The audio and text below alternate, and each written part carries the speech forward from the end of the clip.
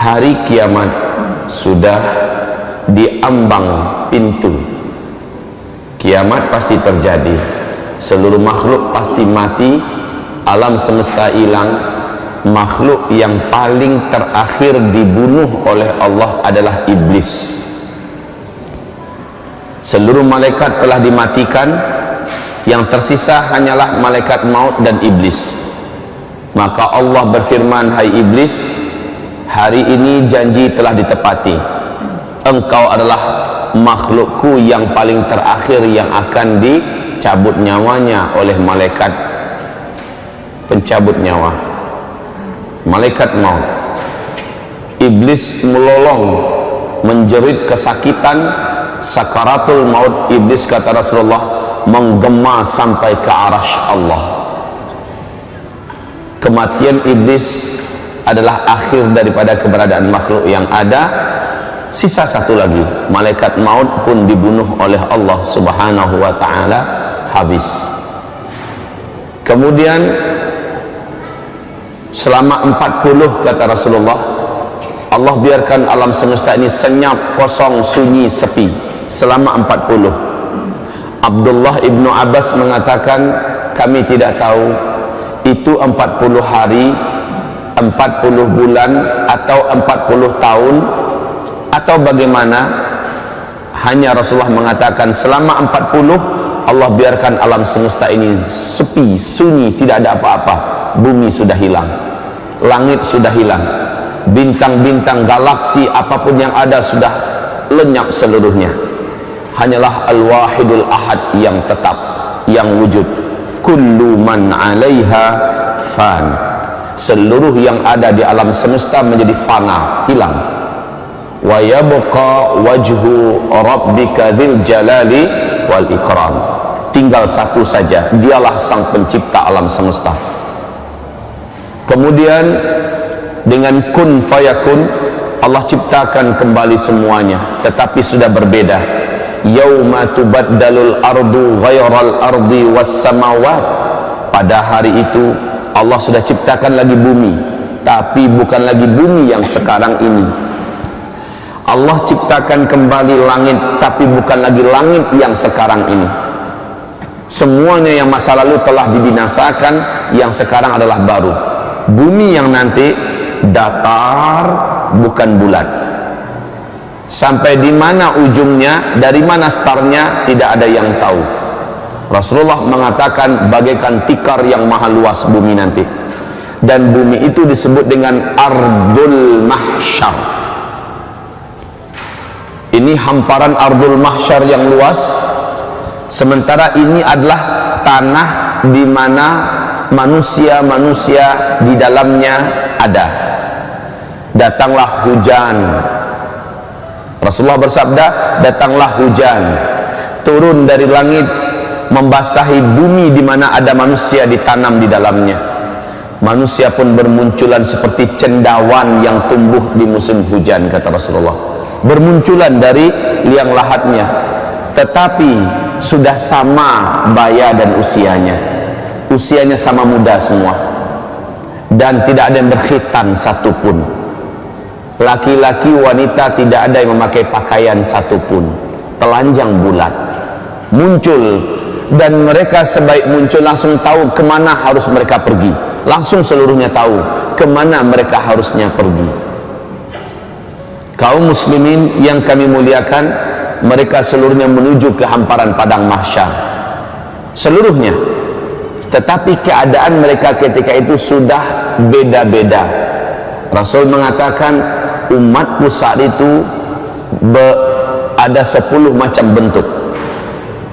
Dan Nabi berkata kepada Mu'adz bin Jabal, bentuk-bentuk umat Nabi ini memprihatinkan dan sangat menyedihkan, tergantung kepada seperti apa amalnya dulu ketika di dunia. Ada yang dibangkitkan, lidahnya panjang menjulur sampai ke lututnya, sementara dari mulutnya dan dari air liurnya mengeluarkan bau yang sangat dibenci oleh seluruh orang yang ada di padang mahsyar. Dan mereka kelompoknya yang lidah menjulur semua. Ada yang dibangkitkan, tangannya yang berjalan, kakinya yang di atas. Seluruhnya satu kelompok itu seperti itu seluruhnya. Ada yang dibangkitkan sementara dia disuruh memakai kain ter yang menggelegak atau pelangkin, aspal yang menggelegak, disuruh memakai jubah yang dari aspal menggelegak. Bayangkan tersiksanya dia, sementara dia terus berjalan menuju padang mahsyar. Perjalanan ke padang mahsyar sangatlah jauh, tidak ada air, tidak ada orang menjual apa-apa, tidak ada warung, tidak ada pohon, tidak ada jurang, tidak ada lembah, tidak ada tempat duduk, dataran yang tandus dan luas menuju ke padang mahsyar. Yauma yakhrujuna minal ajdasi ka'annahum sira'a. Pada hari itu mereka keluar seolah-olah mereka seperti belalang, lalu meluncur ke tempat di mana mereka harusnya berkumpul. Seluruh mereka tahu, Pak, kemana mereka harus pergi. Dalam kepenatan dan kelelahan itu, sampailah mereka di padang mahsyar. Maka dimulailah acara padang mahsyar setelah waktu yang cukup lama. Kepanasan, tidak ada malam, panjang panasnya, siangnya tidak ada malam, tidak ada sore. Matahari ketika itu, kata Rasulullah sallallahu alaihi wasallam, hanya ala qadri mailin, hanya 1 mil di atas kepala, macam nak menggelegak kepala setiap orang yang ada di padang mahsyar. Saat itu manusia-manusia, jin-jin yang pernah hidup di dunia, setan-setan yang ada sudah saling melihat, dan seluruhnya satu umur, satu baya, telanjang bulat. Bunda Aisyah bertanya kepada Rasulullah, ya Rasulullah, telanjang bulat, apakah tidak sibuk orang melihat aurat orang lain ya Rasulullah? Laki-laki melihat aurat wanita, wanita melihat aurat laki-laki. Apa kata Rasulullah? Al-amru yawma idzin ashad min ayyanzura ba'duhum aurata ba'd. Pada hari itu saking menegangkannya pemandangan dan keadaan, sampai-sampai tidak terfikir lagi tentang aurat dirinya dan aurat orang lain. Enggak selera sama sekali melihat aurat dirinya dan melihat aurat orang lain. Pada hari itu al-amru yawma idzin ashad min ayyanzura ba'duhum aurata ba'd. Hai Aisyah, seseorang tidak ada lagi selera syahwatnya kepada orang lain. Yang ada adalah masing-masing likulli imri'in minhum yawma idzin sya'nu yughni. Pada hari itu setiap orang sibuk memikirkan dirinya sendiri. Padang mahsyar terhampar luas, panas garang, tidak ada tempat duduk. Hamparan padang mahsyar waktu itu putih, kata Rasulullah, pasir yang putih, lurus, datar, luasnya tidak seperti tidak ada ujung dan tidak ada tepi. Manusia bingung nak buat apa. Lalu dalam waktu yang tidak jelas, bukan sehari dua, Pak, dipanggang oleh terik matahari, bukan sehari dua, bukan semalam dua malam karena tidak ada malam, bukan sebulan dua bulan, bukan setahun dua tahun, puluhan tahun, bahkan ratusan tahun sampai ribuan tahun. Di padang mahsyar nggak jelas mau buat apa. Akhirnya manusia panik, seluruh jin dan setan panik. Mereka meminta dengan penuh harap, apa yang mesti kita buat? Seluruh manusia berkata, bagaimana kalau kita datang pada nenek moyang kita, Adam alaihissalam, kita minta agar dia mendoakan acara padang mahsyar dimulai. Datanglah manusia yang ada kepada Nabi Adam, wahai atuk moyang kami, wahai Adam, sudah lama kami di padang mahsyar, tak jelas dan tak tahu apa yang akan berlaku dan terjadi. Tolong doakan kepada Allah Rabbul Alamin agar acara dimulai. Adam berkata, bagaimana saya akan mendoakan untuk kalian kepada Allah? Saya sendiri pun hari ini entah selamat entah tidak. Dulu saya dilarang oleh Allah agar jangan mendekati pohon di dalam surga, ternyata malah saya makan buahnya. Hari ini saya selamat atau tidak? Pak, wallahi, demi Allah, Bapak Ibu, Saat itu tidak ada orang yang berpikir tentang amal solehnya dulu, sudah tidak ada. Orang hanya mengingat dosanya saja. Setiap orang hanya ingat dosanya saja. Orang lupa kalau dia dulu pernah haji, orang lupa kalau dulu dia pernah sholat, dia pernah puasa, lupa. Yang dia ingat hanya dosanya saja. Adam berkata, maaf, saya tidak bisa mengapa-apa, tidak bisa membantu kalian, tidak bisa mendoakan kalian. Oh nafsi, wah nafsi, wahai jiwaku, wahai diriku. Maksudnya saya ini selamat atau tidak? Wahai diriku, wahai diriku. Pergilah kalian kepada Ibrahim, dia adalah Khalilullah, dia adalah teman Allah, mintakan agar dia yang berdoa kepada Allah. Semoga acara di padang mahsyar dimulai. Manusia pun berbondong-bondong meninggalkan Adam menuju mencari Ibrahim. Saat berjumpa dengan Ibrahim, mereka memohon dengan permohonan yang sama jawaban Ibrahim. Dulu di dunia saya telah berdusta sebanyak 3 kali. Hari ini saya tak tahu lidah yang telah berdusta ini ketika berdoa Allah dengarkan atau tidak. Jangan-jangan saya pun tidak selamat. Minta maaf, saya tidak bisa membantu kalian apa-apa, saya tidak bisa. Dia berdusta 3 kali. Pada Rasulullah mengatakan dusta Ibrahim waktu di dunia dulu hak, dusta yang benar. Tetapi Ibrahim menyulitkan, menganggap itu sulit buat dirinya nanti pada hari kiamat. Bagaimana dengan kita yang betul-betul berdusta di atas kebatilan? Sementara Ibrahim berdusta di atas kebenaran, dia rusuh dan gelisah tentang dirinya. Pergilah kalian kepada Musa, dia adalah kalimullah, minta kepadanya. Dialah teman bicara Allah dulu di dunia, agar dia yang berdoa kepada Allah, acara ini segera dimulai.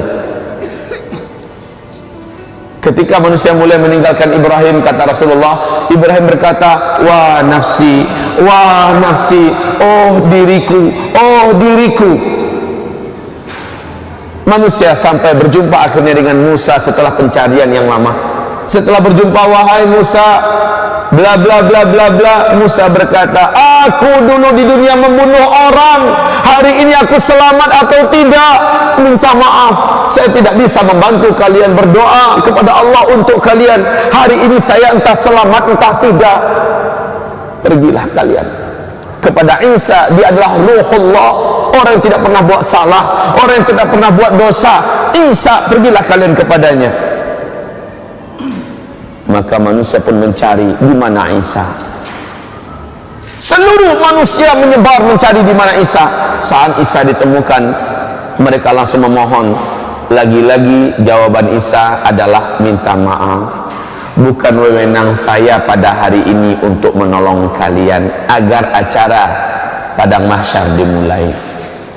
Lalu kaum muslimin, pergilah kalian kepada Habibullah, kekasih Allah, Sayyidul Anbiya wal Mursalin, Muhammad sallallahu alaihi wasallam.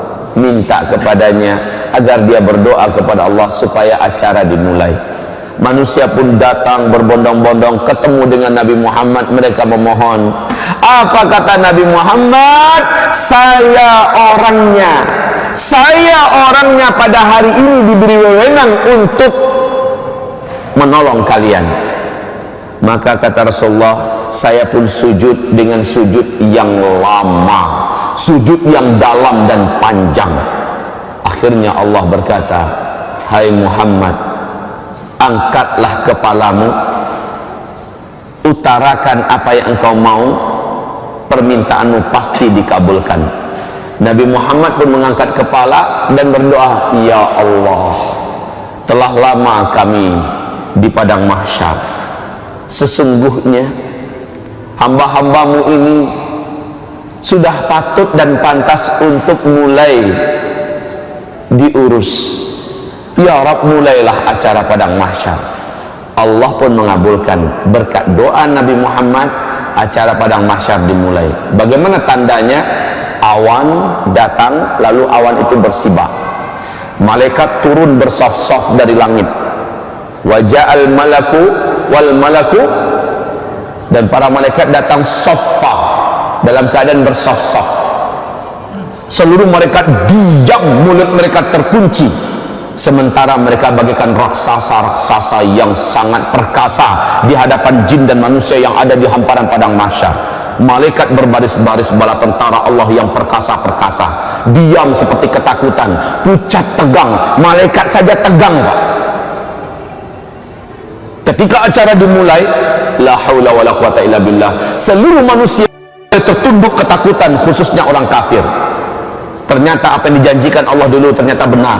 Akhirat ada, ternyata benar, padang mahsyar ada, dan ini acara akan dimulai. Kaum muslimin yang kami muliakan, berbagai macam keadaan manusia di pemandangan padang mahsyar. Kalaulah kita ada waktu, inginnya saya bercerita tentang dahsyatnya padang mahsyar, tapi waktu kita bukan untuk membahas itu sekarang. Rasulullah bersabda, akhirnya yang akan masuk neraka sudah diputuskan siapa-siapa orangnya. Mereka pun digiring dengan paksa oleh para malaikat-malaikat yang perkasa. Beberapa di antara mereka mencoba melarikan diri. Di mata malaikat yang mencoba melarikan itu ibarat kutu-kutu kecil. Kemana mau lari, disentil kembali. Ada yang diambil, ditendang. Kaum muslimin yang kami muliakan, akhirnya mereka diseret, lalu dibawa dan dilemparkan ke dalam neraka. Sementara orang-orang beriman dan orang munafik mengalami hisab. Setelah proses hisab, dinampakkan amalan mereka, ditanya. Setelah itu mereka ditimbang amalannya. Setelah itu mereka digiring untuk menuju ke suatu daerah yang maha gelap. Daerah tersebut diawali oleh pintu yang maha besar, bab. Di dalam surah Al-Hadid Allah ceritakan pintu itu di bagian luarnya terang, di bagian dalamnya gelap. Manusia disuruh masuk. Ketika mereka masuk, gelap gulita. Khusus orang yang beriman langsung bercahaya tubuhnya. Ada yang cahaya satu orang sebesar gunung besar cahayanya, langsung terang benderang, padahal dia satu orang. Ada yang satu orang hanya sebesar bukit cahayanya. Ada yang satu orang sebesar onta cahayanya. Ada yang satu orang, kata Rasulullah, hanya sebesar tangan ini cahayanya. Ada yang satu orang hanya sebesar jari telunjuk saja cahayanya. Ada yang satu orang sebesar ruas kukunya saja cahayanya. Ibarat lampu yang kecil itu, sebesar itu yang dia punya. Di kegelapan itu dia mengandalkan cahaya yang dia punya. Orang munafik tidak ada bercahaya sedikit pun dalam kegelapan. Orang yang bercahaya dapat berjalan dengan cepat menuju ke titian, menuju ke sirat yang membentang antara padang mahsyar dengan ujung daripada ngangaan neraka jahanam yang menuju ke pintu surga sana. Mereka meniti. Kata Rasulullah, luasnya ngangaan neraka jahanam itu, ngangaan tahu sih? Lubang. Luasnya, kata Rasulullah, seandainya seluruh galaksi yang ada, seluruh apa yang ada di alam semesta dimasukkan ke dalam muat, saking besarnya, Pak. Bayangkan jauhnya titian yang harus ditempuh. Sementara di bawahnya, kalau ada yang terjatuh, kata Rasulullah, 70 tahun lamanya melayang di apa? Baru nyampe di dasar. 70 tahun lamanya. Kaum muslimin yang kami muliakan, hamparan yang ada tergantung pada amal orang. Ada yang hamparannya besar dan luas, dia bisa melaju dengan kecepatan tinggi. Rasulullah bersabda, orang-orang bergelantungan kebanyakan. Nampak di pandangan satu orang itu punya satu titian, bukan satu titian itu bersama. Satu orang punya satu titian. Titian itu tergantung pada amalnya. Ada yang titiannya menjadi kecil dan setajam mata pedang. Itu yang harus ditempuhnya. Sementara orang yang macam ini adalah dosanya banyak dulu di dunia dan dia seorang yang beriman kepada Allah. Dosanya banyak, amalnya sedikit. Sementara kata Rasulullah, di atas titian itu dari bawah menyambar semacam kail, semacam kail dari api menyambar, menyambar-nyambar, sementara dari atas menyambar lagi yang lain, betul-betul dalam keadaan diuji. Dan kaum muslimin, panasnya hawa dan asap neraka jahanam itu gelap, Pak. Gelap. Kata Rasulullah, sepanas-panas api yang Allah ciptakan adalah api neraka. Api yang paling panas itu berwarna hitam gelap. Orang berjalan, api di bawah panas. Bapak kebayang nggak? Pernah coba nasi yang sedang menggelegak, buka tutup periuknya, lalu hamparkan di atasnya pensil antara, coba jadikan ibarat jembatan, jalankanlah jari bapak seperti itu, agak santai, sementara nasinya menggelegak. Gimana rasa panas? Mungkin kita akan menjerit, kesakitan, kepanasan. Itu baru menggelegaknya nasi yang kita rebus, beras yang kita rebus. Bagaimana dengan panasnya asap api neraka? Wedus Gembel yang pernah menghanguskan Mbah Marijan, waktu bertiup kemarin itu panasnya 600 derajat Celcius. Apapun yang dilewatinya masak langsung, Pak, angus. Itu baru Wedus Gembel Gunung Merapi. Bagaimana dengan dari dasarnya kawah neraka jahanam? Makanya para sahabat menangis dan menggigil membayangkan nasib mereka. Wa in minhum illa wariduha, tidak ada satupun dari orang-orang yang hidup di bumi ini yang beriman kepada Allah illa melainkan pasti akan sampai ke neraka dan melewatinya. Para sahabat berkata, ya Rasulullah, berarti kami akan masuk neraka? Kata Rasul, bukan, tapi kamu akan melewati neraka itu di atasnya. Panasnya tetap, Pak, terasa bagi dipanggang. Gak mampu dibayangkan, bagi dipanggang. Sehingga kata Rasulullah, orang nyampe seberang sana agak seperti hangus bentuknya. Orang nyampe seberang sana, yang selamat nyampe seberang, agak seperti hangus. Ya Allah, siapakah yang paling beruntung? Yang paling cepat melaju di atasnya. Dari awal titian ini ke ujung sana, kal barqil khatif, seperti kilat yang menyambar. Seperti kilat yang menyambar. Bapak tahu kecepatan kilat berapa? 300.000 km per detik. 300.000 km per detik. Kal barqil khatif. Yang paling cepat siapa? Orang-orang yang masuk surga tanpa hisab. Kata Rasulullah, dari titian ini ke titian sana hanya seperti dia mengerjapkan pandangan matanya. Seperti ini, satu kali kerjap dia udah nyampe seberang. Nah, selain mereka adalah orang-orang mukmin yang sebenar-benar beriman. Mereka lah yang banyak amal soleh, yang taatnya luar biasa, anti terhadap maksiat dan dosa. Dan mereka-mereka ini seperti kilat yang menyambar. Nah, pertanyaan, seberapa cepat sih kilat yang menyambar? 300.000 km per detik. Tahukah Bapak, di alam semesta kita ini yang sudah ketemu lebih dari 100 miliar galaksi. Mari kita sekarang berfantasi sebentar dalam 300.000 km per detik. Ini kecepatan cahaya.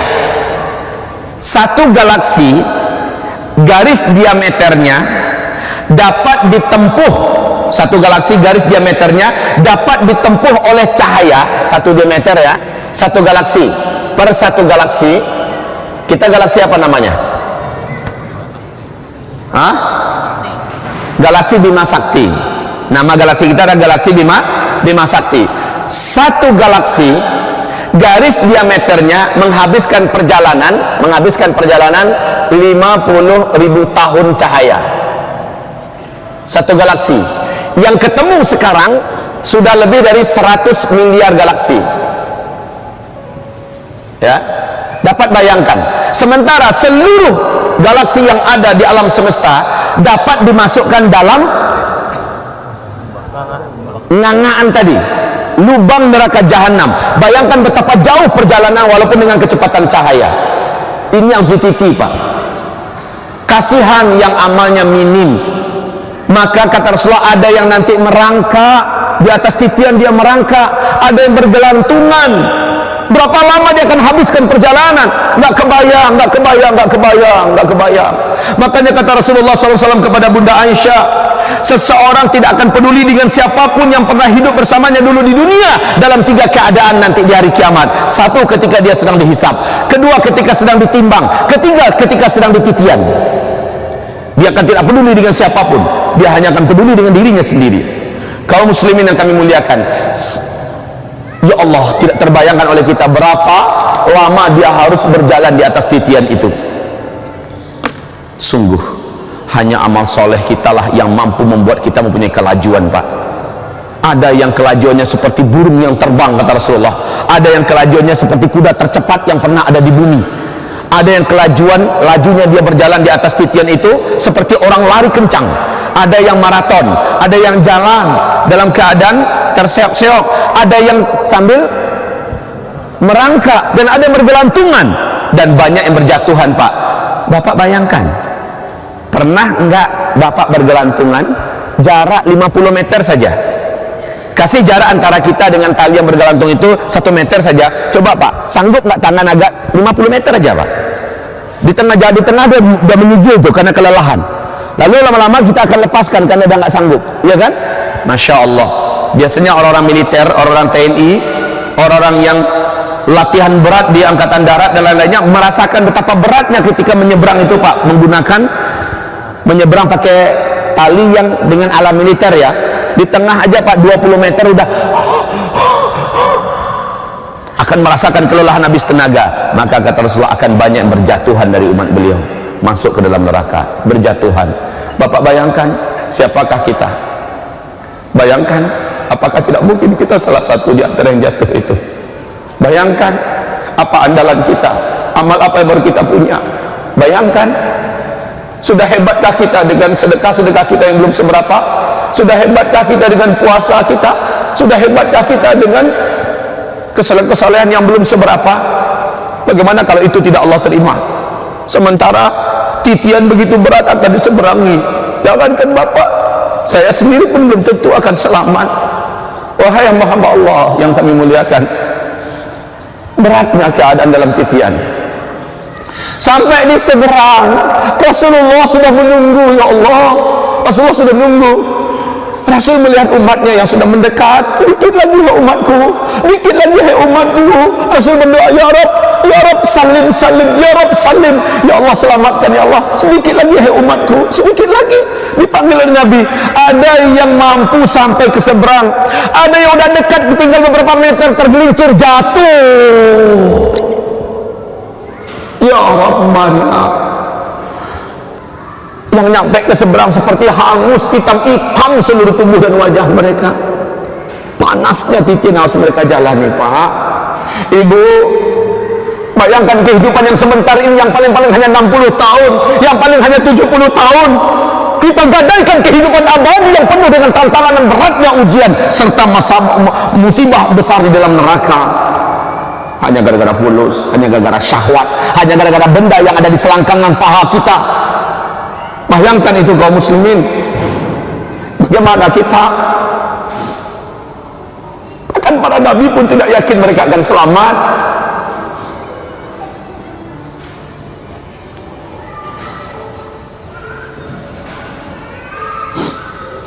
Kaum muslimin yang kami muliakan, sesampainya di seberang, udah selamatkah mereka? Nyampe di seberang, udah selamatkah mereka?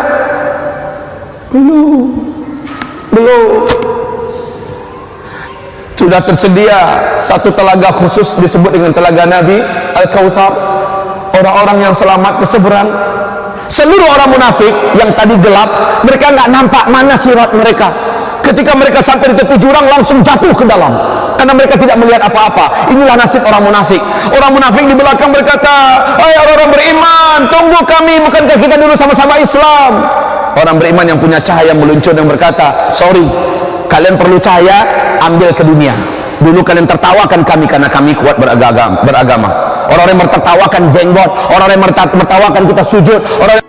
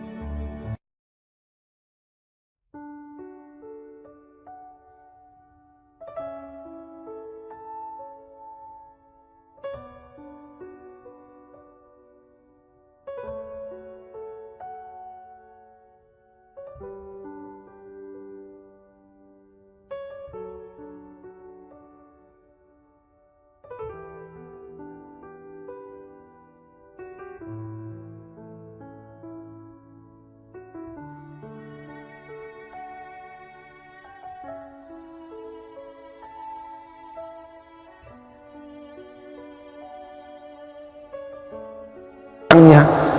Kenapa kalian tahan? Biarkan dia minum. Apa kata para malaikat? Hai Muhammad, engkau tak tahu ya, orang-orang ini adalah di antara umatmu yang setelah engkau tidak ada, mereka mengarang-ngarang ajaran Islam yang engkau tidak ajarkan. Mereka tidak berhak minum dari air telaga engkau. Tidak berhak minum dari air telaga engkau. Rasakan saja hausnya. Sementara yang dapat minum langsung hilang hausnya seumur-umur, dan dia bisa menyiramkan ke kepala, maka menjadi segar dan bersih, hidup muda, menjadi belialah kembali fisiknya, menjadi indah, bersiap-siap menuju surga. Belum, masih di seberang, belum lagi ke pintu surga. Apa kata Rasulullah? Tahukah kalian siapakah yang bangkrut dari umatku? Sahabat berkata, yang bangkrut itu ya Rasulullah, orang yang nggak punya duit, hartanya tandas, bangkrut habis, pokok habis, semua yang ada juga habis. Itu yang bangkrut. Bukan, kata Rasul. Yang bangkrut dari umatku adalah orang yang di dunia dia sholat, dia puasa, dia zakat, dia sedekah, dia punya amal soleh ini, amal soleh itu, tetapi di dunia dia banyak menzalimi orang, dia banyak melakukan kecurangan, dia banyak tipu orang, dia banyak fitnah orang, dia pukul orang, mentang-mentang dia kuat, mentang-mentang dia bos, dia tindas orang, mentang-mentang dia mentang-mentang. Nah, orang-orang ini kata Rasulullah, ketika mereka sampai di seberang, di titian seberang, orang-orang berdatangan di hadapan Allah menuntut keadilan. Ya Rabb, ya Rabb, dulu hamba di dunia adalah anak buah si Anu, dia pukul saya dulu ya Allah, mentang-mentang saya tidak bisa melawan dan saya tidak salah, saya hari ini minta ya Allah. Itu bukan di padang mahsyar ya, tetapi di setelah penyeberangan. Maka kata Rasulullah, saat itu Allah ambilkan pahala si fulan ini, diberikan kepada orang yang dulu dizaliminya di dunia. Ditimbang berapa kezaliman dia dan berapa pahala yang pantas sebagai penggantinya, diambil diberikan pada si fulan. Si fulan ini pergi, dapat dia tiket surga yang lebih tinggi. Dengan amal kita tambah naik ke dia. Datang lagi yang lain, ya Rabb, dulu dia memfitnah saya, gara-gara dia saya diminta, istri saya minta cerai, gara-gara dia saya ditangkap oleh pemerintah, gara-gara dia saya diusir dari kampung, gara-gara dia saya akhirnya begini, ya Rabb, hari ini saya minta keadilan kepada engkau. Maka ditimbang seberapa banyak kezalimannya, lalu diambilkan pahalanya, diberikan pada orang itu. Orang itu pun makin berat timbangannya, makin tinggi derajat yang akan dia terima di surga. Sementara orang ini makin sedikit amal yang dia punya. Datang lagi yang lain, ya Rabb, dulu saya dipukulnya, dulu saya dibunuhnya, dulu saya, yang datang ini diambil oleh Allah, diberikan kepadanya pahalanya. Fa in fanyat hasanatuh, ketika habis seluruh amalan-amalannya, ketika habis seluruh amalan-amalannya, sementara yang datang masih saja ada. Bagaimana? Allah ambil dosa orang yang dizalimi ini, Allah ambil, ditambahkan ke atas dosa dia. Pahalanya dah habis, dosanya ditambah. Datang lagi yang lain, pahalanya, dosanya diambil dipindahkan ke dia, dosa orang ini diambil dipindahkan ke dia. Lalu kata Rasulullah, faturihu finnar, orang-orang ini akhirnya diambil dan dimasukkan kembali ke dalam ngangaan lubang neraka itu dan dilemparkan ke neraka. Padahal udah capek-capek sampai ke seberang, dilemparkan kembali. Pak, awas, jangan main-main kita hidup di dunia ini, jangan zalim, sembarang menzalimi orang. Ada penyelesaiannya nanti pada hari kiamat, Pak. Ada penyelesaiannya nanti pada hari kiamat. Masuk neraka, itulah umatku yang bangkrut, kata Nabi. Baik, sekarang kita ceritakan orang-orang yang sudah di hadapan pintu surga. Saat mereka sudah ada di hadapan pintu surga, jantung badabok-dabok, arok-arok camih, betul-betul berharap agar dia segera masuk, tak sabar ingin masuk. Saat itu kata Rasulullah, ada 8 pintu surga, ada 8 pintu surga. Jarak satu tiang pintu surga dengan tiang yang lain adalah sejauh perjalanan 500 tahun perjalanan.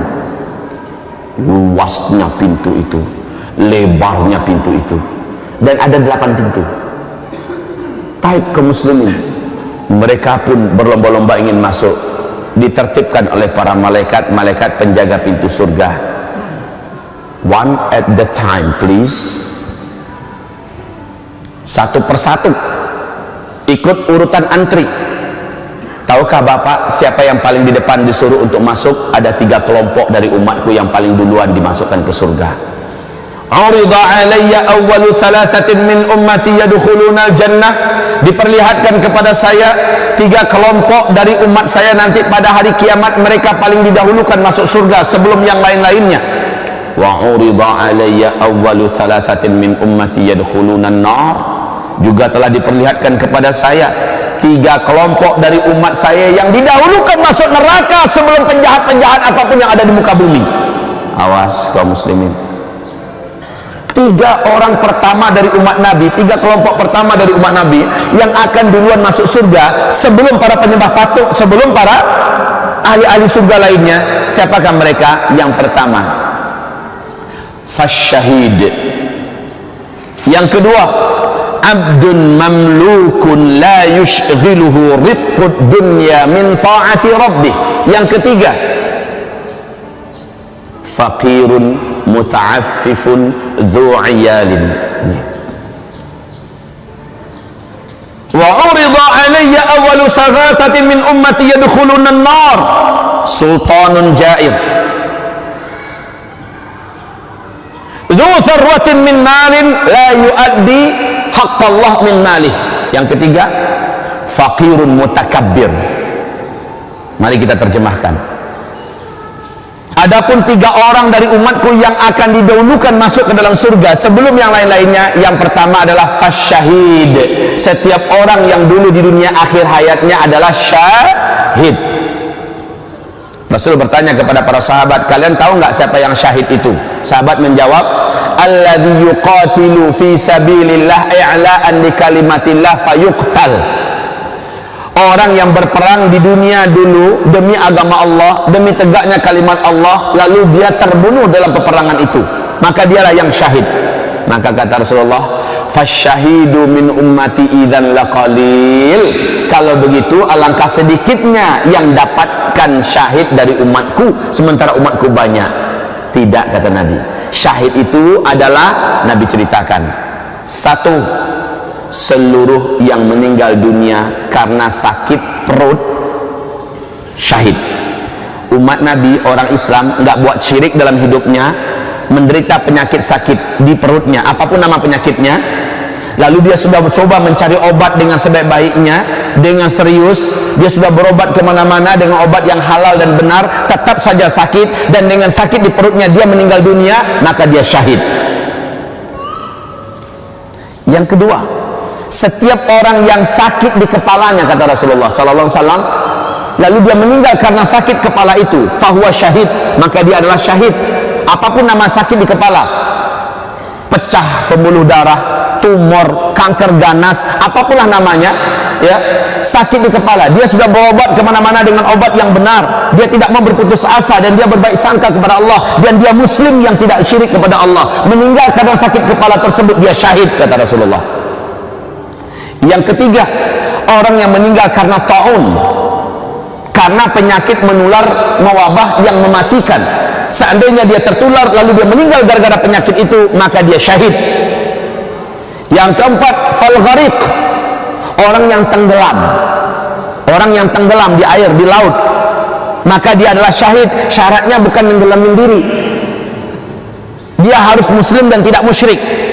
Maka dia tenggelam, pokoknya menyeberang nih dari Bakauheni ke Merak, ternyata kapalnya ada trouble, lalu tenggelam kapalnya, dengan dia tenggelam, maka dia syahid.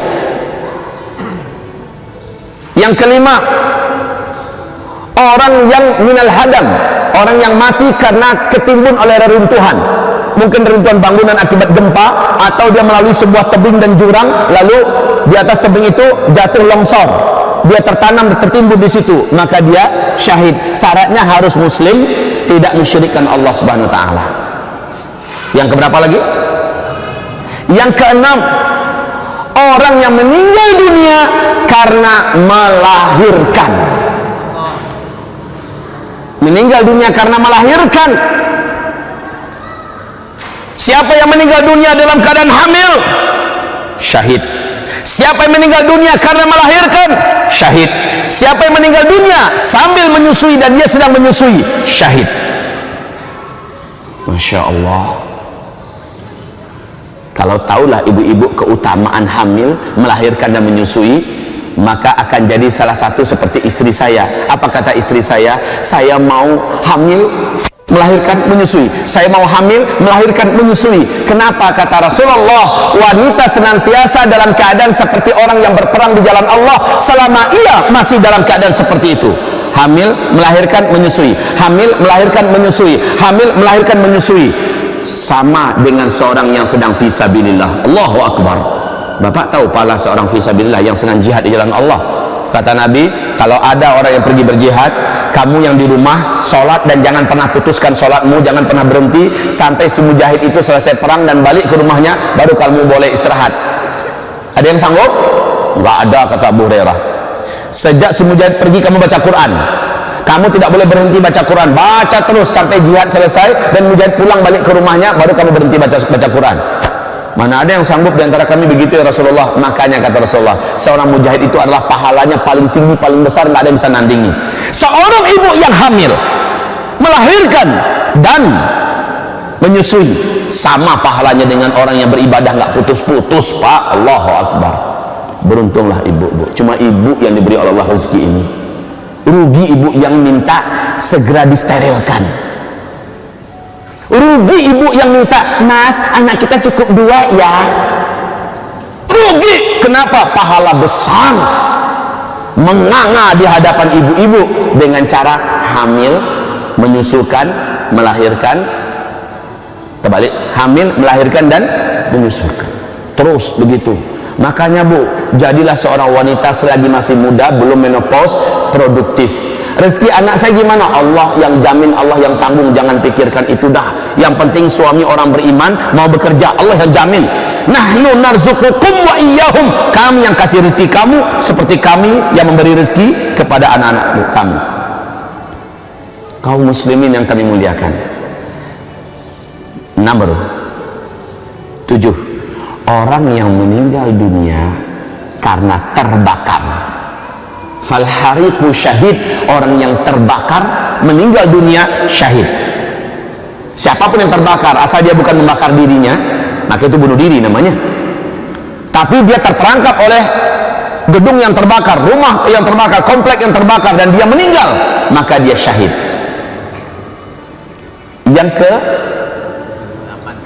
Yang ke-8, orang yang pergi menuntut ilmu, pergi menghadiri majelis ilmu, maka dia terbunuh atau meninggal dalam perjalanannya atau ketika sedang menuntut ilmu, fahuwa syahid, maka dia syahid.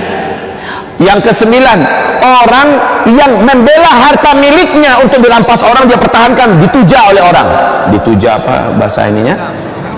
Ditusuk orang, ya, maka meninggal dia syahid. Tanahnya mau dirampas orang, dia mencoba membela diri, dia coba bela hak-haknya, ternyata orang yang mau merampas pakai algojo, pakai bodyguard, pakai tukang pukul untuk gebukin dia sampai mati, syahid. Orang yang meninggal dunia yang ke-10, orang yang meninggal dunia karena membela agamanya, disuruh murtad, dia nggak mau, akhirnya dia dibunuh, ya, maka dia syahid. Masya Allah, banyak ternyata syahid itu, ya, banyak syahid itu kaum muslimin. Kemudian Rasulullah SAW yang mengatakan berikutnya, orang yang membela kehormatan keluarganya ketika kehormatan itu akan diinjak-injak orang lain. Istrinya mau diperkosa di depan matanya, lalu dia bela istrinya, lalu dia terbunuh, dia syahid. Anak gadisnya ditangkap oleh orang, diculik oleh orang untuk dinodai, kemudian dia bela anak gadisnya, dia terbunuh, dia syahid. Muslim ini kayak lebah, Pak, pantang disakiti, nggak mau mengganggu tapi pantang disakiti. Kalau udah disakiti sampai mati, dia selesaikan urusan itu. Jangan coba-coba main-main dengan seorang muslim. Nah, seluruh mereka ini syahid. Mereka lah yang paling pertama masuk surga, disuruh di depan, Pak. Istimewanya orang syahid seperti ini, di alam kubur dia tidak akan disiksa walaupun dosanya banyak. Subhanallah. Orang yang meninggal dunia di hari Jumat syahid. Meninggal dunia hari Jumat syahid. Tapi bukan direncanakan. Kalau direncanakan bunuh diri namanya. Ya. Kaum muslimin yang kami muliakan, mereka ini disebut dengan syahid dunia. Dia tetap diperlakukan seperti orang meninggal biasa, dimandikan, dikafani, disolatkan, lalu dikuburkan. Ini namanya syahid dunia. Dan mereka ini beda dengan syahid dunia akhirat. Siapa yang syahid dunia akhirat? Yang terbunuh di medan tempur dalam rangka membela agama Allah Subhanahu wa ta'ala. Nilainya beda. Di mana letak bedanya? Lisyahidi indallahi sittu khisal. Untuk orang yang syahid bertempur di medan tempur, terbunuh padahal dia untuk membela kehormatan agama Allah, kalimat Allah, dia terbunuh, ada 6 keistimewaan yang Allah berikan. Satu ini ada A, B, C. Yang pertama, A, yughfaru lahu dhunubuhu fi awali daf'atin min damih. Saat ada yang ternganga daripada tubuhnya, darah menetes 1 tetes yang pertama, menghapuskan seluruh dosa-dosa yang pernah ia buat sepanjang umurnya dalam hidupnya. Luar biasa berjihad di jalan Allah ke medan tempur ya. Bapak kalau ingin tebus dosa-dosa bapak yang sangat banyak, selagi itu bukan syirik, jalan yang paling praktis adalah bertempur di jalan Allah ketika jihad itu terbuka. Peluangnya ada, kesempatan ada, jangan lari, jangan sembunyi, jangan tiarap, jadi pecundang. B, wa yara maq'adahu minal jannah. Dia akan melihat tempatnya ternganga, terbuka di dalam surga. Dia melihat tempatnya, tempat tinggalnya dalam surga, tempat yang maha indah, maha sempurna, maha mahal, besar, istana yang sangat sempurna, dengan kenikmatan yang tidak pernah dilihat di dunia, tidak pernah terkhayalkan dan tidak pernah diucapkan dengan lidah. Itu dilihatnya, dan di gerbangnya pemilik tempat ini, pemilik istana ini, pemilik kebun ini, pemilik segala kekayaan ini adalah dia, namanya yang dia lihat. Saat itu dia terbelalak dan matanya terbuka lebar, dan dia pun tertawa, ingin merasanya masuk ke sana. Dalam keadaan seperti itu terjadilah C, tidak merasakan sakitnya sakaratul maut, kecuali hanya seperti dicubit saja sedikit. Sementara sakaratul maut itu Pak, paling ditakuti oleh seluruh makhluk yang hidup di bumi ini. Bahkan Nabi sendiri sampai berkeringat dingin merasakan sakaratul maut itu, sampai keluar suara Rasulullah yang berat, sampai malaikat Jibril tak mampu melihat dan membuang wajahnya. Rasul sampai berkata, Jibril, jijikkah engkau melihat saya? Tidak ya Rasulullah, mana ada mata yang tega melihat wajah kekasih Allah sedang sakarat, saya tak sanggup melihat, kata malaikat Jibril. Rasulullah merasakan sakaratul maut, dan Rasulullah berkata, Allahumma hawwin alayya sakaratul maut, ya Allah, ringankanlah sakaratul maut ini, ringankanlah sakaratul maut ini. Saking beratnya sakarat Pak. Belum pernah merasakan sakarat kan? Sakit dan sangat berat. Tapi bagi orang yang syahid berperang di jalan Allah, hanya seperti kena dicubit. Kenapa? Tahu rahasianya kenapa? Tahu rahasianya kenapa? Saya sudah jelaskan loh dulu. Saya masih ingat, saya pernah jelaskan di sini bahwa jangan surga yang dia lihat, dan di situ ada namanya, menyebabkan segala ketakutan, kesedihan, kesakitan yang ada menjadi hilang dan sirna. Indahnya pemandangan yang dia lihat menghipnotisnya.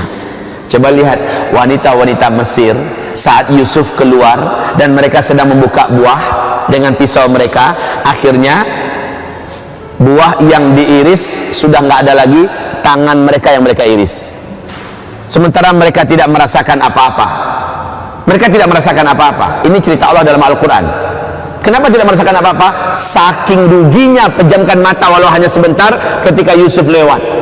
Mulut menganga lebar, mata terbelalak, tangan terus bekerja. Maha suci Allah, ini bukan manusia, ini pasti malaikat. Mereka terus melihat dan menatap Yusuf. Sampai ke sana Yusuf balik-balik. Mereka terus mengiris-iris kulit telapak tangan mereka. Darah mudah berserakan, mereka kayak terhipnotis habis Pak. Sampai hilang Yusuf, baru menjerit semuanya Pak. Telapak tangannya sudah berserakan dagingnya di meja. Sudah tidak merasakan rasa sakit. Begitulah sakitnya sakaratul maut, menjadi sangat kecil sekali rasa sakitnya ketika melihat pemandangan surga. Dan rata-rata Pak, seluruh orang yang syahid, Bapak akan lihat wajah mereka itu senyum. Wajah mereka senyum. seperti tertawa. Tutup. Kaum muslimin yang kami muliakan, itu yang pertama. Yang kedua, wa yujaru min azabil qabri, orang yang terbunuh di medan tempur dalam rangka membela dan menegakkan kalimat Allah, dia akan bebas sebebas-bebasnya daripada urusan yang berat di alam kubur. Nggak ada tanya jawab, tidak ada malaikat mungkar nakir yang akan mensoalnya, tidak ada azab kubur. Yang ketiga, wa ya'manu yaumal faza'il akbar, Allah akan bebaskan dia sebebas-bebasnya dari ketegangan dan ketakutan memuncak di padang mahsyar. Orang-orang pada ketakutan, dia nyantai aja. Kenapa? Dia yang sudah dijamin aman. Alangkah indahnya syahid itu ya. Yang keempat, wa yudha'u faw'ala ra'sihi taj al-yaqutatu minhu khairun minad dunya wa ma fiha. Diletakkan mahkota di atas kepalanya yang bertaburkan berlian dan tahta, yang satu butir berlian itu, seandainya bumi dengan segala harta kekayaannya dijual untuk membeli satu butir itu, tidak akan mampu dibeli, saking mahalnya harganya. Itu diletakkan di kepalanya. Kemudian yang kelima, wa yushaffi'u sab'ina min aqaribih, Allah berikan kepadanya wewenang untuk menolong dan membela 70 orang karib kerabat yang dulu dekat dengannya di dunia. Kalau bapak punya menantu dan dia mujahid, maka bahagialah. Sempat dia syahid, bapak tertolong, istri bapak tertolong, kakek, ayah ibu bapak tertolong, kakek boyu bapak tertolong, cucu-cucu bapak ke depan tertolong oleh dia seorang, Pak.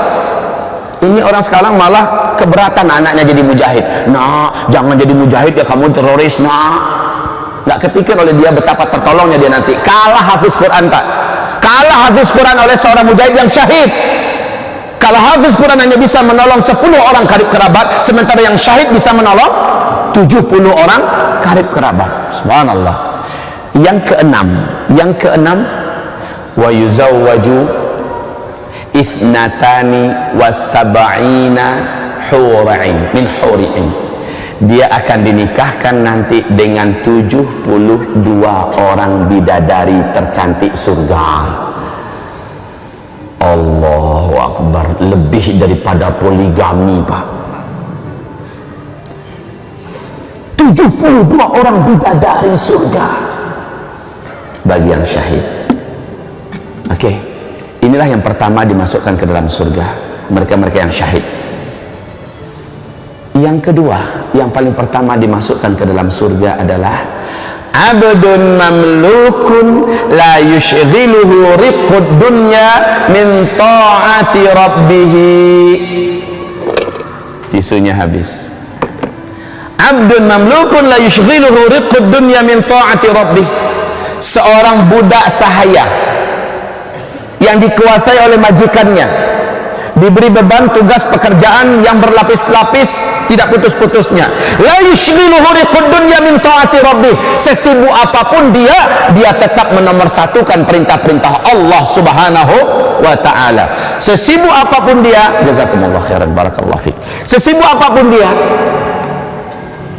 ketika panggilan azan berkumandang, hayya 'alas shalah, hayya 'alas shalah, dia sudah meninggalkan apapun kesibukannya, apapun resikonya, walaupun dia dimarah, didamprat, digebukin oleh sang majikan, pokoknya sholat nomor 1. Ketika dia tahu mana-mana perintah Allah dan itu wajib dan dia bisa melakukannya, dia tidak akan tunda-tunda. Allah nomor 1 baginya. Nah, ini coba bandingkan, Pak. Orang yang menomorsatukan Allah padahal dia punya kegiatan yang paling sibuk, orang-orang ini untuk zaman sekarang masuk dalam hitungan hadis ini. Bapak punya atasan, bapak punya bos, bapak punya komandan. Selaku bawahan kan harus patuh kepada apa kata atasan, apa kata bos. Dan silakan, selama bukan maksiat dan dosa pada Allah, patuhilah, tidak ada masalah. Cuma ketika Allah pemanggil, sang atasan memanggil orang yang mendahulukan panggilan Allah dan dia siap untuk menerima caci makian dan apapun sanksi, maka orang macam ini nanti di akhirat diberi penghargaan oleh Allah, dia paling dikedepankan untuk masuk surga duluan. Apa kesibukan bapak? Itulah apa kesibukan bapak. Nah, yang paling merasa sok sibuk nanti adalah yang Pak Camat, Pak Lurah, Pak Bupati, Pak Wali Kota, Pak Gubernur, Pak Menteri, Pak Presiden merasa sibuk. Hamba dulu sibuk, ya Allah, banyak punya pekerjaan ini, banyak yang harus dikejarkan, banyak ini, banyak itu. Allah akan tantang orang ini di hadapan hambanya, yaitu Sulaiman alaihissalam. Kayaan mana orang di bumi, orang-orang yang sok merasa kaya lalu dia sibuk dengan kekayaannya, perusahaannya dan sana-sana, sehingga waktu saya hampir-hampir tidak ada. Ya Allah, Engkau yang sibukkan saya dulu di dunia dengan kekayaan yang melimpah ruah. Mohon pengertianmu ya Allah, please. Dihadapkan dia dengan Sulaiman. Kira-kira kayaan ente atau dia? Ini Sulaiman, orang terkaya di alam semesta sampai hari kiamat, nggak ada yang mampu menandinginya, Pak. Ketika berhadapan dengan penguasa yang sok merasa sibuk dengan pemerintahannya, dengan kekuasaannya, dihadapkan dengan Sulaiman, sibuan mana ente dengan dia? Tinggian mana jabatan ente dengan dia? Terdiam, Pak. Ketika ditandingkan dengan Sulaiman AS, terdiam. Ketika berhadapan dengan orang yang mengaku dia punya banyak aset, dia punya banyak ini, dihadapkan dengan Sulaiman, diam. Harusnya kita yang mempunyai kebijakan, mampu memutuskan, kita yang meminta memutihkan, kita yang pimpinan, kitalah yang paling cepat memenuhi panggilan Allah. Bahkan seluruh pegawai stop kerja, sholat bagi yang muslim. Kan begitu, Pak? Harusnya begitu. Ini enggak, kita ngejar target ya, jangan sampai. Padahal Allah akan berkahi waktu, Pak. Waktu yang antara zuhur ke asar biasanya hanya selesai 100 umpamanya kan, tapi karena kita mengindahkan sholat, mengindahkan syahadat Allah, maka insya Allah dalam waktu yang lebih terpotong sedikit gara-gara sholat itu, Allah akan jadikan kita ini mampu mengerjakan sampai 150. Allah akan berkahi, Allah akan berkahi. Baik, kaum muslimin yang kami muliakan, ini dia seorang budak yang punya atasan, tetapi kesibukannya dari pekerjaan-pekerjaan yang diwajibkan atasan tidak menjadikan dia menelantarkan kewajiban utamanya kepada Allah Subhanahu wa taala. Orang yang seperti ini cara hidupnya dan cara beragamanya, Allah dulukan dia masuk ke dalam surga, karena di dunia dia dulu mendahulukan Allah Subhanahu wa taala. Ini baru punya sawit 5 hektar, sok sibuk. Baru punya ayam 10.000 ekor, sok sibuk, sehingga telantar sholatnya, sering tertunda-tunda. Apalagi orang-orang yang di Jakarta ini, aduh ya Allah, kasihan amat, habis waktunya di jalan, Pak. Habis waktunya di jalan. Orang azan asar dia masih di jalan, azan maghrib dia masih di jalan, udah selesai azan isya baru nyampe rumah. 2 jam di jalan, nanti pergi pulang, habis umurnya. Mungkin kalau dihitung mana yang paling banyak umurnya habis di jalan. Sholatnya banyak telantar. Bagaimana kita menjawab di hadapan Allah nanti? Makanya bagaimanalah bapak kami atau saudara kami berusaha, Ustaz Zul tinggallah di Jakarta Ustaz, saya masih pikir 1000 kali untuk tinggal Jakarta. Selalu saya katakan, habis umur saya nanti di jalan. Baik kaum muslimin yang kami muliakan, yang ketiga, ini yang dulu masuk surga. Fakirun muta'affifun dzu'in. Siapkan Al-Qur'annya. Mana Al-Qur'an? Siapkan Al-Qur'annya. Fakirun muta'affifun dzu'iyalin. Seluruh orang-orang yang di dunia dulu dia fakir, sangat-sangat miskin, bahkan terlalu miskin, la yushghiluhu riqqud dunya, muta'affif dzu'iyal. Lihat surat Al-Baqarah ayat 273. Sebelum kita baca, dengarkan dulu uraian saya sebentar. Standby kan halaman Al-Qur'annya terbuka dulu. Orang fakir yang punya tanggungan keluarga, bininya 1, anaknya 5, bininya 2, anaknya 13. Dia punya tanggungan keluarga, sementara dia kondisinya mungkin jatuh bangkrut, fakir habis-habisan, tapi dia orang yang soleh, orang yang taat, dan dia pantang meminta-minta.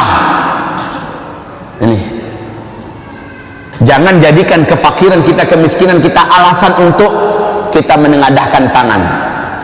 Orang yang di dunia menjaga harga dirinya daripada meminta-minta, memohon belas kasihan, dia tidak mau, sepahit apapun keadaannya dia coba bertahan. Dan ini yang dibuat oleh seluruh para sahabat. Sahabat-sahabat tidak ada yang mau menengadahkan tangan kemana-mana, itu nggak mau, Pak, apalagi untuk dirinya. Kalau untuk agama sih oke. Untuk Islam sih oke, tapi untuk dirinya sorry. Lihat Ali bin Abi Thalib dengan Fatimah istrinya, berhari-hari sampai lebih 9 hari mereka tidak makan kecuali hanya minum air yang ada. Ali terus menjajakan tenaga kasarnya, siapa yang mau diangkatkan barang, kasihlah saya 1 butir kurma, nggak apa-apa.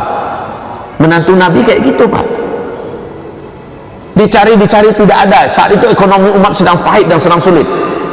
Sampai-sampai Hasan Hussein, air liur mereka itu kayak kering, Pak, saking beratnya keadaan. Tapi nggak pernah mereka minta-minta, nggak pernah kaum muslimin. Bahkan para sahabat ketika sholat berjamaah dengan Nabi, di dalam hadis Sahih Bukhari, ada yang berjatuhan 1, 2, 3, 4 di musim-musim beratnya ekonomi, Pak, kelaparan. Yang jatuh itu sedang sholat itu lebap, nggak meninggal sih, tapi udah lemas, nggak sanggup berdiri lagi. Yang lain sedang menggigil kakinya menahan beratnya lapar. Masya Allah. Nabi Muhammad SAW dilihat oleh orang, Nabi Muhammad kok pinggangnya normal aja. Ternyata tidak, Pak.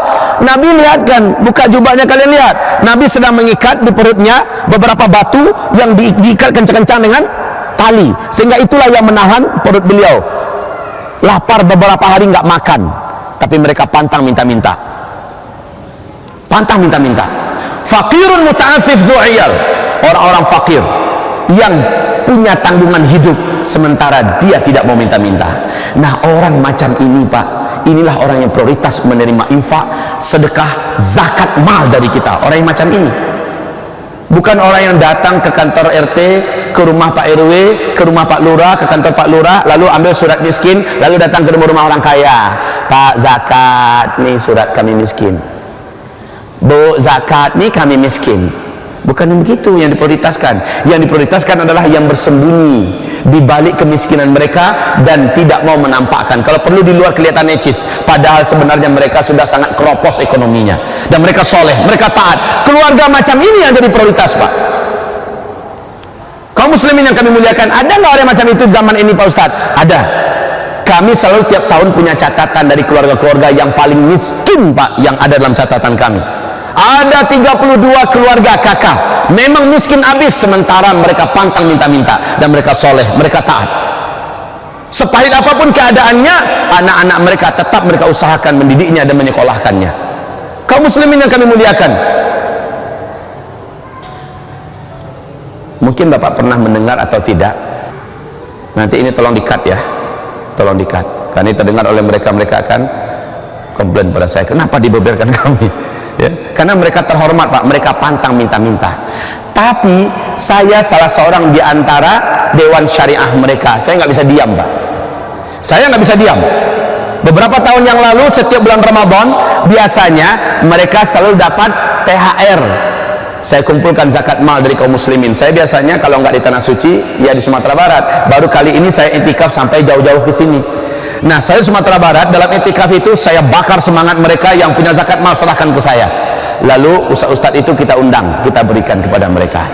Satu keluarga dapat 750.000, satu keluarga dapat 500.000 menyambut hari lebaran. Biar gembiralah mereka sedikit, Pak.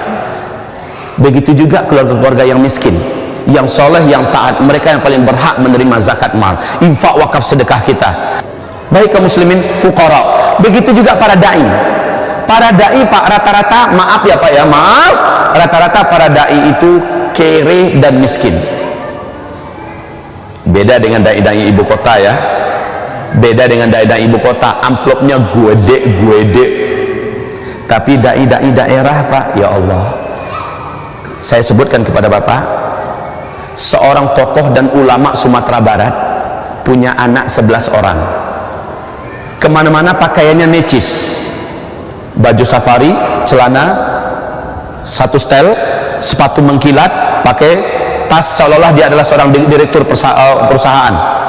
Dia adalah seorang murabi di berbagai halaqah. Orang salut, orang hormat, orang segan kepadanya, kata-katanya sangat dipertimbangkan. Dia adalah ulama yang karismatik. Anaknya berapa orang tadi?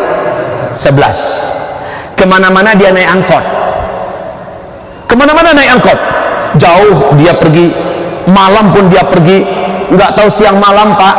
Anak-anaknya kesulitan dalam biaya sekolah, masyarakat tidak tahu.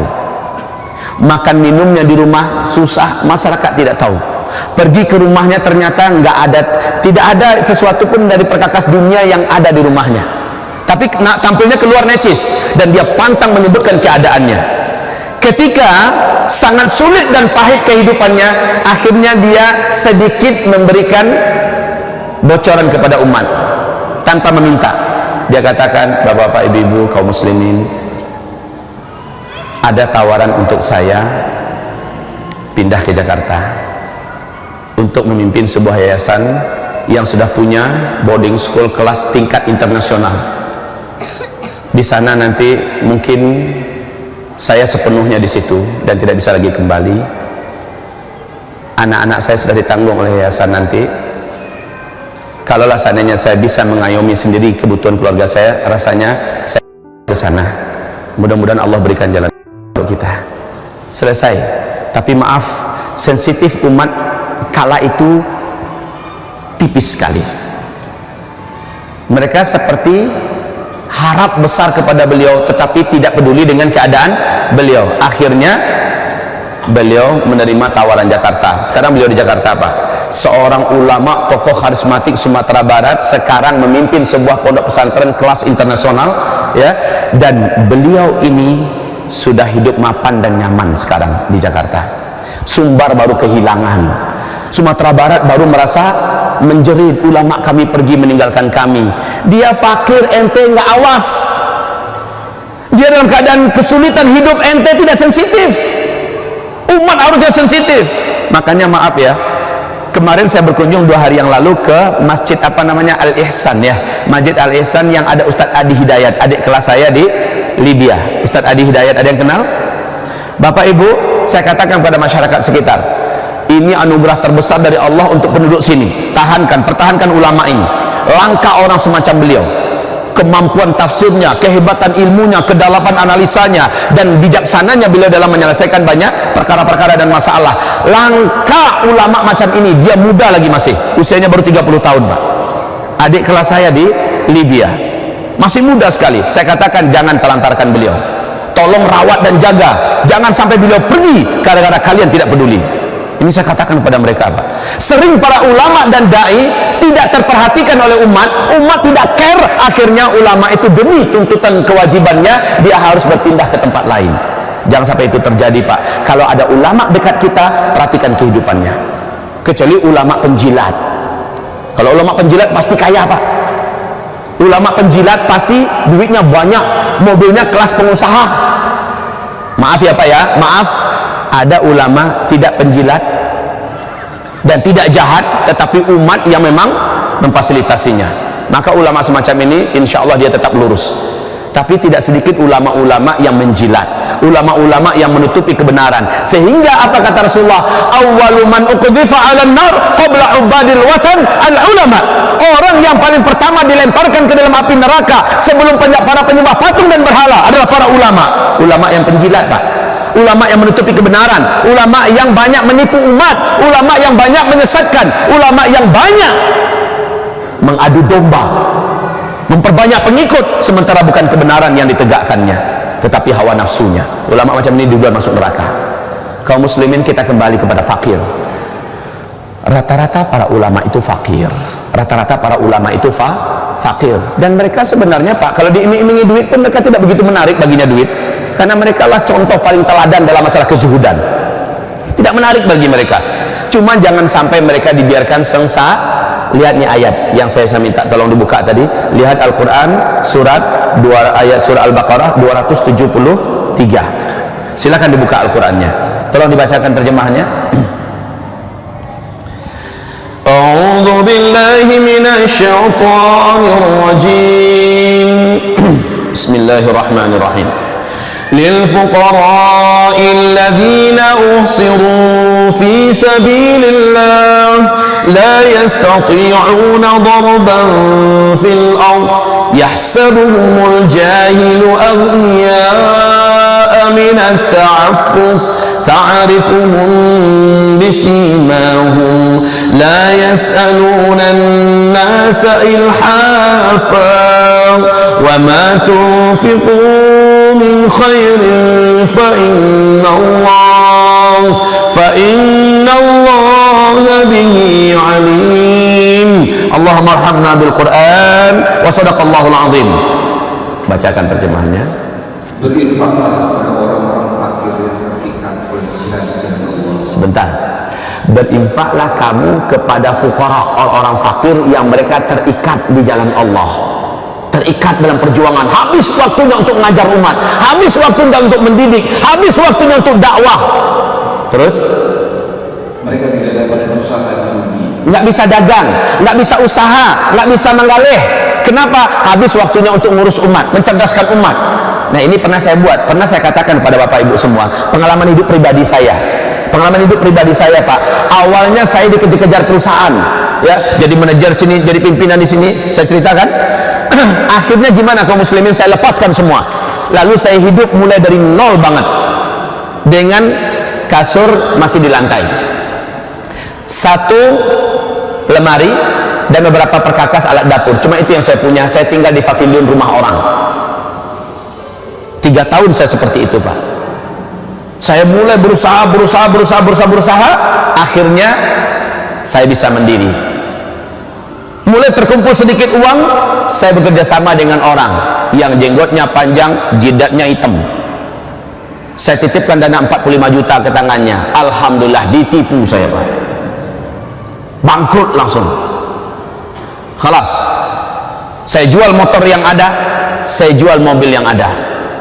Saya mulai beli lahan tanah yang luasnya hanya 3000 meter, yang sudah ada kandang ayamnya, yang saya ceritakan. Lalu saya gigih di situ, Pak. Siang malam saya bersama ayam. Dari 1.500 naik ayam saya, terus naik sampai ke tingkat 4.500. Saya punya ayam petelur, Pak. Beberapa kandang mulai berdiri. Tapi, Pak, 1 tahun hampir saya tidak berdakwah.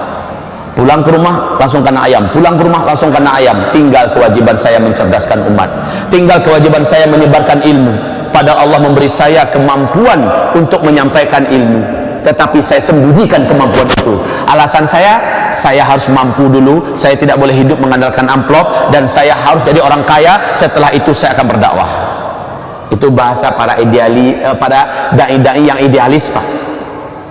Ketika itu saya masih muda sekali, usia saya baru 28, 29, 30 tahun lah kurang lebih. Tapi kaum muslimin yang kami muliakan, menjerit umat.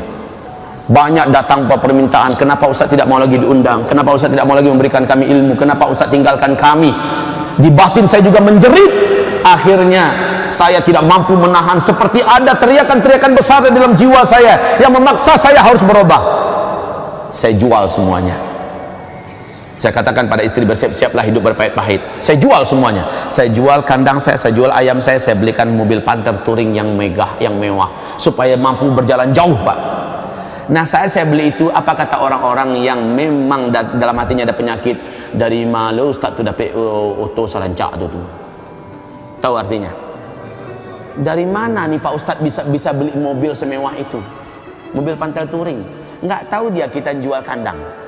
Kita jual sumber penghidupan kita jual ayam kita beli mobil. Udahlah nggak nolong, ribut lagi. Dari mana itu Ustaz?